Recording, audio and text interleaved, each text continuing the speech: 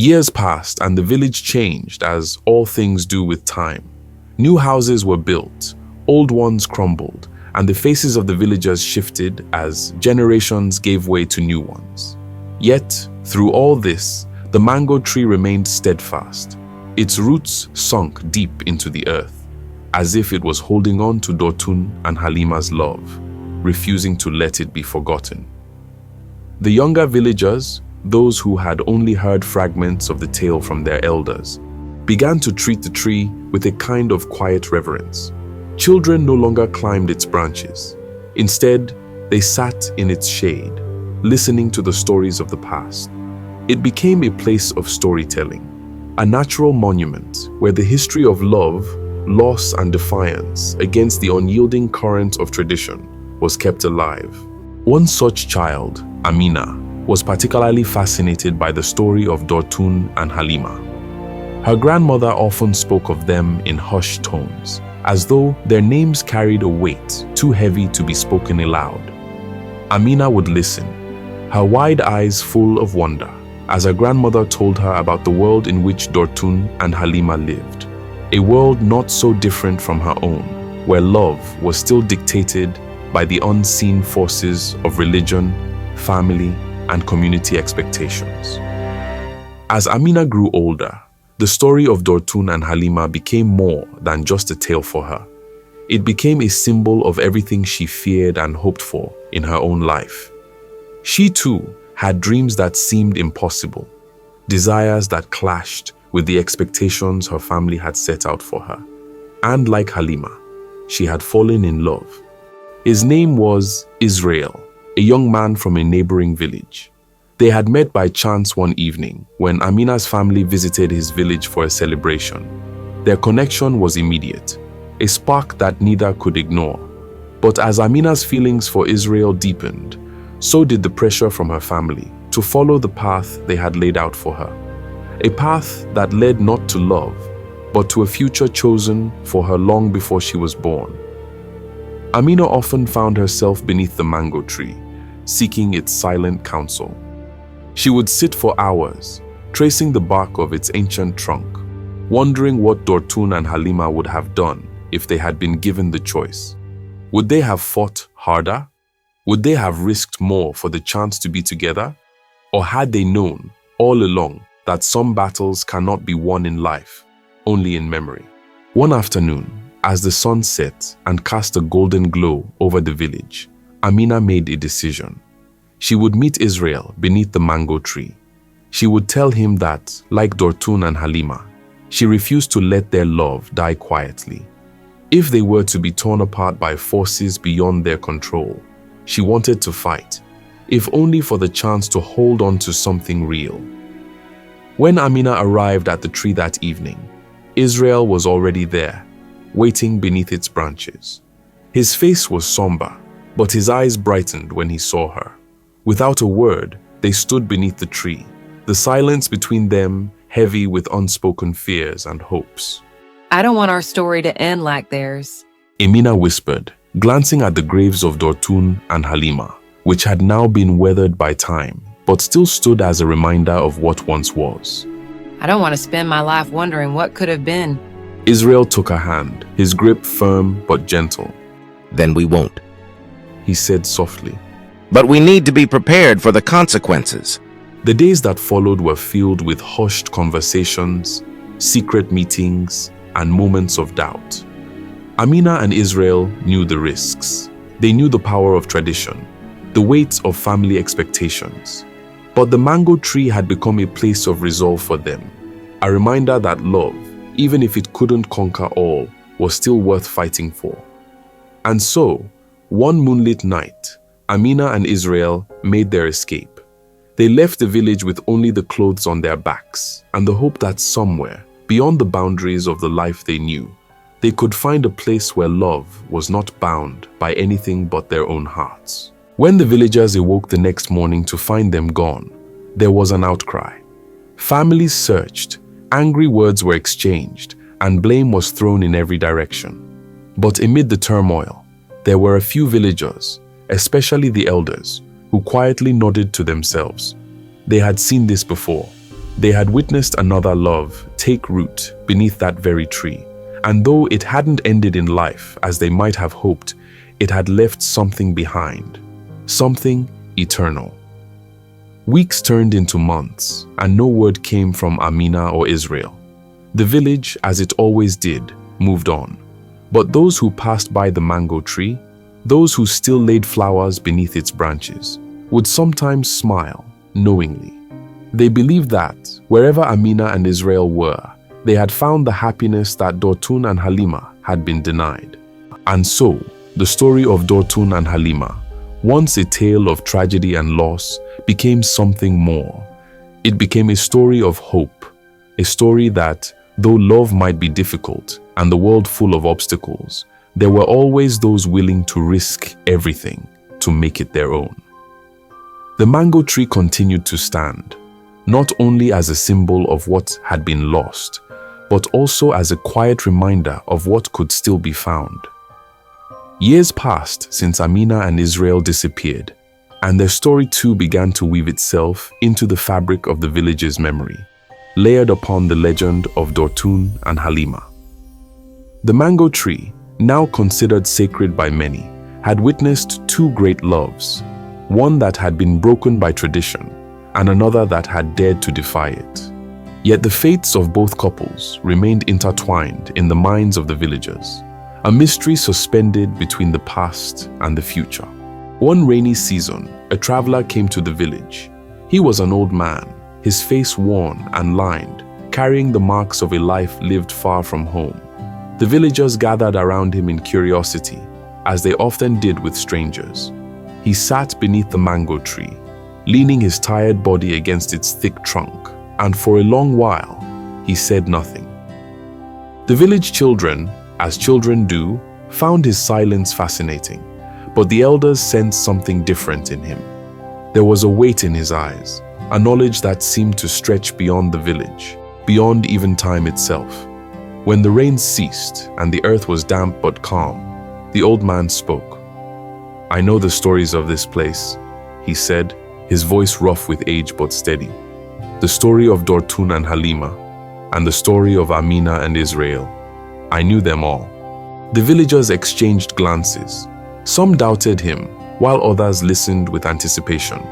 The mango tree, towering above them, seemed to sway ever so slightly, as if listening too. "I was a friend of Israel's," the man continued, his gaze distant, as if seeing a place far from the one he sat in now. "We traveled far, far from this village, searching for a new life, a place where they could be together without fear. Amina was brave, fiercer than you might have thought. She believed that they could build a life, even if it meant leaving everything behind." The villagers sat quietly, enraptured. The story they had been wondering about for years was unfolding before their eyes. "Did they find it?" someone asked, unable to hold back the question. The old man smiled, a bittersweet look that made the villagers hold their breath. "They did, in a way," he said. "They found peace, but not in the way they had imagined. We settled in a small town by the river, far from the eyes of those who knew them. For a time, they were happy, living simply, with only each other. But the past has a way of following you, no matter how far you run. And soon, the weight of what they had left behind, family, home, everything they knew, began to catch up with them." The villagers leaned in, sensing the sadness in the old man's words. "Amina fell ill," he said softly, his voice thick with sorrow. There was nothing Israel could do but watch as her strength faded. She was determined, even at the end, that their love would outlast everything, even death. She made Israel promise that he would not return to the village without her. She wanted him to live, to find a way forward. There was silence as the old man paused, his hand gently resting on the bark of the mango tree. "Israel never stopped loving her," the man said, his voice breaking slightly. "But after she was gone, the world became a quieter place for him. He wandered for years, carrying her memory with him until he could no longer bear the weight of it. He made his way back here, but I I am all that is left of their story. The villagers sat in stunned silence. The story they had hoped would be one of triumph, of love conquering all, had not turned out the way they had wished. But as they sat beneath the tree, the same tree that had borne witness to the love of Dotun and Halima, and now Amina and Israel, they realized that the old man's tale was not one of defeat. So, where is Israel now? One of the elders asked quietly. The old man looked up at the tree, his eyes glistening. He rests beneath the stars, beside her, far from here, but close in spirit. They found their peace together in the end.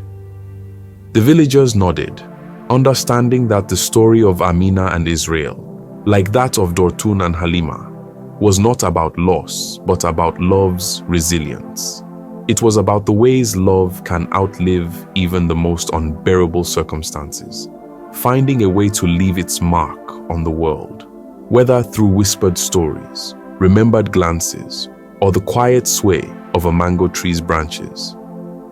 In the years that followed, the tree continued to stand, its roots spreading deeper into the soil, as if anchoring the love stories it had witnessed. The villagers continued to visit it, sometimes laying flowers, sometimes just sitting in its shade, lost in thought. And every so often, a new story would emerge, a new love blossoming beneath its branches, each one touched, in some small way, by the legends that had come before. The mango tree, steadfast and unyielding, remained a silent witness to the passage of time. It was more than a monument to Dotun and Halima, more than a tribute to Amina and Israel. It had become the heart of the village, a living reminder that love, no matter how fleeting or challenged, was a force that could not be erased. It left its mark on the world, not just in the lives of those who lived it, but in the memories of those who remembered it. And so, the stories continued, carried on the wind, whispered through the leaves, never truly ending. In the months after Amina and Israel's disappearance, the village began to feel a subtle shift. The elders, who had lived long enough to see both joy and sorrow entangled in the lives of their people, found themselves reflecting on the past. The story of Dotun and Halima, long considered a tragic cautionary tale, now felt like a distant echo. A warning, yes, but also a reminder of the power of love. The village had changed since Dotun and Halima's time. People had begun questioning the rigid boundaries of tradition, not with anger, but with quiet reflection. The younger generations, raised on the stories of the old lovers, had started to believe that perhaps love should not be dictated by the divisions of religion or family expectations. The mango tree, once a solemn reminder of a love that was lost, had become a symbol of endurance and hope. It stood as a witness to a time when the world refused to bend, but now it was part of a world that was beginning to shift. Months passed, and one evening, word came from a nearby town. Amina and Israel were alive. They had not wandered aimlessly. They had made a life for themselves, far from the village, but close enough to hear the whispers of change. They had heard that the village, once so unyielding, was softening in its views. Their arrival back in the village was met with mixed reactions.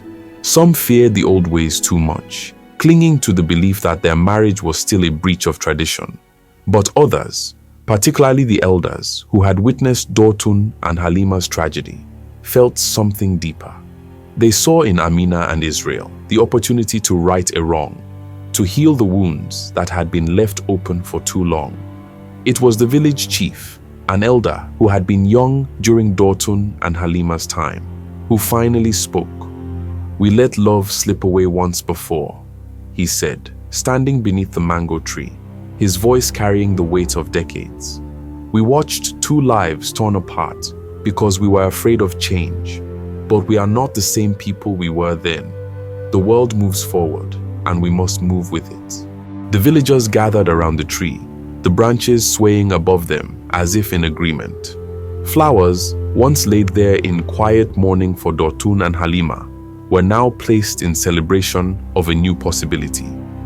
We cannot bring Dotun and Halima back, the chief continued, but we can honor their memory by ensuring that their love was not in vain.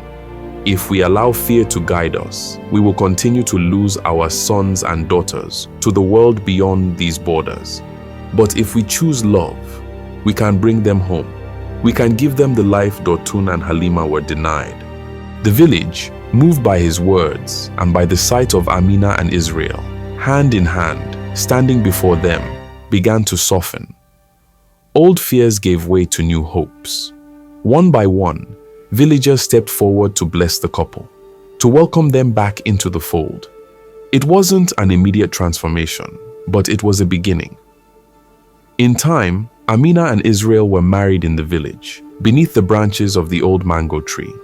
Their union was a quiet, humble affair, attended by those who had come to see that love, when true, should not be held back by tradition or fear. The tree, now more than ever, stood as a living testament to the enduring power of love, to its ability to bridge divides and heal old wounds. As Amina and Israel began their life together, the village changed in other ways too. The story of Dotun and Halima, once a tale of tragedy, was now told with a new ending.